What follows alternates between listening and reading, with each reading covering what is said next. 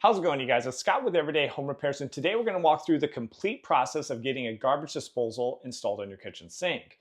Now we'll go through a few different options like this Power 900 versus the Badger 500 and what you might want to consider from the electrical wiring perspective, the upgrades, and how long this might last, and is it worth kind of spending a little bit more at the start to make sure you don't have a failure within, say, 5 years. And also we'll talk about wiring. How do we turn on or off these garbage disposals? Because we can have a few different setups, and also specifically your P-trap and your drain line. What are the options you have? Because each and every one of us will have a little different configuration under our kitchen sink here. So you will have to understand a few different basics to make sure you can get everything plumbed in correctly and get up and running in a short amount of time. So let's go ahead and jump into it. So we'll kick things off and remove some of the 1.5-inch drain lines to give us a little bit more space. And we're gonna have to reconfigure anyways, and then remove the left side basket because that is where we'll be installing the garbage disposal. Now there is just a nut here. Usually you can break that loose and then just unthread it and then push up the strainer. If it's plumber's putty, it'll come right up. If not, if it's 100% silicone like this, take your time, but you probably are gonna have to pry that out because the silicone will adhere to your sink. And then you can just scrape off all the excess silicone because you'll want to get down to the clean surface of the sink so that the new flange, and I will be using plumber's putty, that can make a good seal. So once that's cleaned off, we'll take our new adapter here, and this is how we mount the garbage disposal to the sink. Undo those screws because we need to get a little bit of space here for this snap ring. And that snap ring is what needs to be popped off so we can remove all the other components that need to come up from the bottom and connect up to this flange. So that flange will go in place, but first let's use some of this plumber's putty, which is stain-free and should not stain your sink. And you'll see a link in the description over to our Amazon store, and I'll include all these different parts that we're using for your reference, so it's easier for you to get everything you need for your own project. Pressing that in place, then I'll push down that flange and then go up from the bottom with that O-ring, then this mounting plate, then our tightening and adapter. That's how the actual garbage disposal will connect up. And then I'll spread out this snap ring. Could be a little tricky. You might have to put some weight on the top of the flange in the sink to make sure it doesn't push back up. But you can usually spread that out starting one side and then go around to the other side and get everything connected. Then that snap ring, once it's in place, now you can start to tighten down those screws and get an even distribution of force on all sides. And the way you'll see that is once you use your flathead screwdriver and rotate around, kind of like tightening lug nuts on a tire. You'll rotate around and then you'll start to see the plumber's putty on the top of the sink spreading out and squishing out to all sides. You do not want to see an opening there where you do not have plumber's putty because that would mean you either don't have force in that area or you're missing plumber's putty and you could have a leak in the future. So which garbage disposal should you go with? Probably the most readily available is going to be the InSinkErator Badger 100. This is 1/3 horsepower. Usually it's about the cheapest option you can. This is one I cut open years ago to kind of show these internals. And this will show you the grind disc, the lugs here. That's what spins around. There's no blades inside of this. I know a lot of people have seen horror movies, putting the hand down inside. No blades. It would not be pretty if you did that, but it just has these lugs, and then that pushes the food particles to the outside to the grind ring, and then the grind ring has holes in it which allow the particles to be a certain size and water to go down to this layer, and then this layer is what's connected up to your drain pipe here, and then that's what allows to flow down into your drain line. But this is only 1/3 of a horsepower. I've had these on a lot of different rental units over the years. These will rust out and they will fail. So I recommend, especially from just a labor perspective and how many times you want to do this over the years, I would upgrade. So you have the Badger 500. This would be upgrading to a 1/2 horsepower, but everything else is going to be pretty much the same in terms of components, warranties, and probably about the same amount of time in terms of servicing. You could step it up here and, believe it or not, pretty minimal amount more to get up to the 900, the Power 900. Now this is 3/4 of a horsepower, but there's many other features that InSinkErator puts into this unit that I think makes it a better option. There's a better grind disc, there's more stainless steel parts to reduce the amount of corrosion. They have this thicker band across the body here that helps to reduce the noise. There's more vibration isolation. There's a 2-stage grinding cycle. It's just an overall much better unit. And for the very small amount that you have to invest, I think it's a no-brainer. And again, you'll see these links in the description for your reference so you can compare and contrast. Just know, if you go with the Badger 500, you probably need to get a cord unless you're gonna reuse the cord if you're replacing an old one. And this is gonna be wiring with wire nuts, or I would prefer Wago 221 lever nuts. And then the Power 900 though comes with this connector here, which is already pre-wired. And then that's just gonna fit right here into those 3 tabs. So it's a lot easier installation. And it will also reduce another failure point if you had a loose wire nut.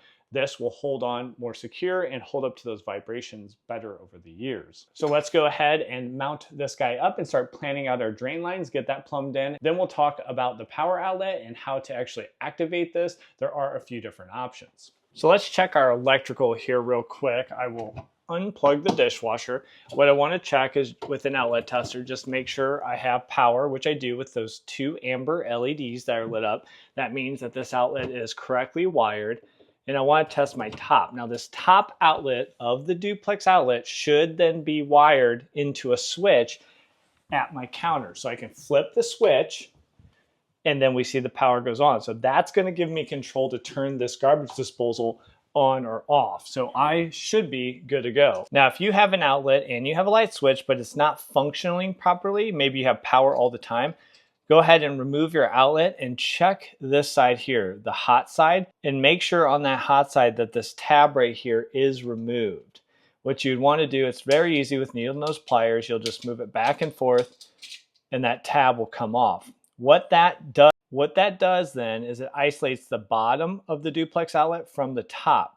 So you could have a hot black wire coming in here, always on for your dishwasher, and then a different hot wire coming in here from your light switch, and then that would power your top outlet and give you the functionality of turning it on and off independent. Sometimes you can have something like this that was never used and installed and that tab was not removed. So even though you have the switch installed, it's not turning on or off. So just check that outlet for the tab and make sure it is removed if you have that switch. Your other option would be to get something like this. Maybe you just have an outlet down here. So you can use this setup from InSinkErator, which is going to give you the switch, which could fit in the hole in your sink for the hand soap. You can plumb that up and through, and then it gives you an outlet box that you mount down below the sink. You plug it in, you connect up that switch to this box, and then that's what's going to give you the on and off capability to turn your garbage disposal on or off, but then also power your dishwasher all the time. So just know this option is out there. And again, you'll see the link under the video in the description. So now I'm going to go ahead and mount this disposal up so I can see exactly what I'm working with to get my drain lines back in. Just know there's 3 tabs here that you got to get connected up and started up the ramp. Sometimes you'll get 2 and you won't get the 3rd. So just make sure you have all of those in place. And then it does get a little hard to spin. Sometimes you can get it by yourself, but then you can also take the wrench that comes with your disposal. And just know this is the same wrench that you'd keep in your sink base because you can put it right in the middle here. And that's how you can manually turn that grind disc if you ever have a jam. That gives you capability to manually turn it and hopefully loosen up whatever's binding in the grind ring. So get your configuration, and I'm actually going to turn this guy sideways because I'm going to try to get my discharge going right over to that T that I had in here so I can use my same T configuration.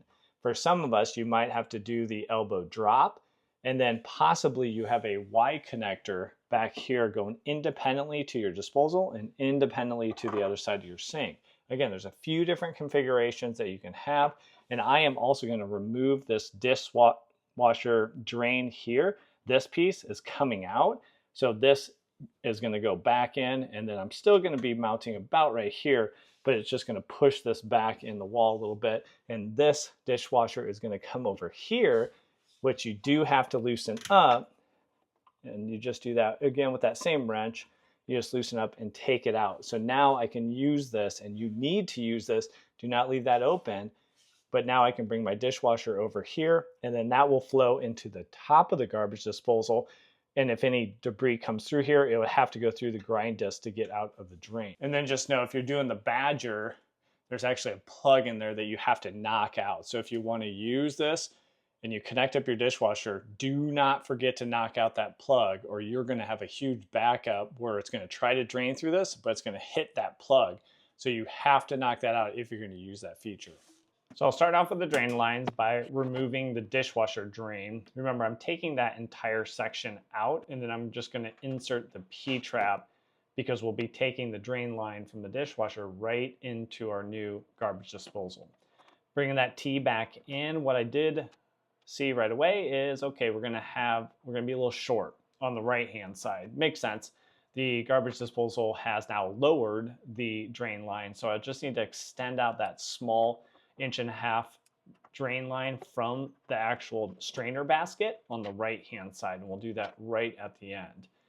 But first up, let's go ahead and line up. So we'll get our new section of pipe there. And just with a small hacksaw, you'll be able to saw the 1.5 inch drain line easily to length.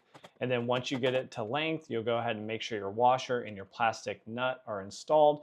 And then the garbage disposal itself has a metal flange, but make sure the rubber gasket is in the actual garbage disposal, because that is what's going to create the seal once you put the two mounting bolts in place. So getting those in place, and we'll go ahead and tighten those down with a flathead screwdriver, and then that will give us a watertight seal at the disposal. And then all of our plastic nuts will just go ahead and hand tighten. No need to bring out channel locks for those. So now we have the new section, and this is where we need to extend it. So I just got my rough measurement and cut that to length and just made sure all the nuts and washers were in place. Often you'll go ahead and put your pipe in place and figure out, oh crap, I forgot to put a washer or a nut in place, and then you got to take it back out. And then we'll go ahead and use channel locks there on that last nut to the strainer basket. Then we'll take the drain line from the dishwasher, we'll make sure our clamp is on there, and it'll be sealed. Now the power cord is much easier to install when the disposal is off, but with this new connector, instead of having to do wire nuts, I can just slip it on here, and it's easy enough to install even when it's fully mounted in place. And you know it's all lined up if that last screw fits into place to hold it there. Now don't forget to test. So we'll test the water, making sure we don't have any leaks. We'll actually test the disposal. It's nice and quiet and smooth. And then I will fill up the left-hand side, of the sink. And then you'll remove the stopper and let that large slug of water go through the garbage disposal and drain line to do the final confirmation that we don't have any leaks and the installation was successful. So it's easy as that, and let me know, would you go with the Badger 500, the cheaper option, or would you step it up for some of the features, the stainless steel of that Power 900? I think that one is a no-brainer, and again, you'll see the links in the description below the video for your own reference on your own projects. Now, if you're looking at your sink-based cabinet and the bottom is a wreck, don't worry, there is a quick fix for that, and you can use peel and stick tiles. I'll walk you through that right here with an example at my own home. If you need help with another classic plumbing project around the house, check out this video right here, and I'll show you how to fix a leaky outdoor faucet without having to change out the whole unit. It's probably easier than you're thinking, and often only costs a couple bucks. So thanks for joining me on this video, and we'll catch you on one of those next ones. Take care.